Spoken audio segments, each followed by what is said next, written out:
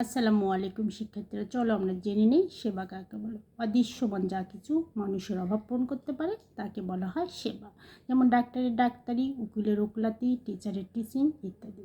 শিক্ষার্থীরা জানো সেবার বৈশিষ্ট্য কতটি? সেবার বৈশিষ্ট্য হচ্ছে 4টি। অস্পর্শনীয়তা, সেবাকে ক্রয় করার পূর্বে স্পর্শ করা, গন্ধ নেওয়া, স্বাদ নেওয়া যায় না।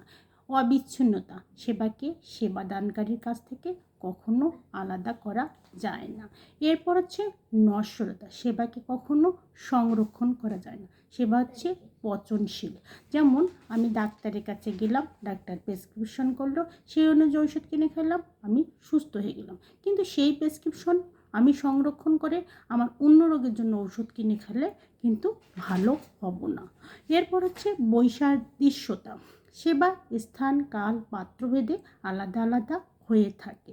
এক কাপ চায়ের দাম এক এক জায়গায় এক এক রকম। ফুটপাতে একরকম, চায়ের দোকানে একরকম, কফি হাউসে একরকম এবং 5 স্টার হোটেলে আরেক রকম হয়ে থাকে। তাই বলা হয় সেবার মান এক এক জায়গায় এক এক রকম হয়ে থাকে।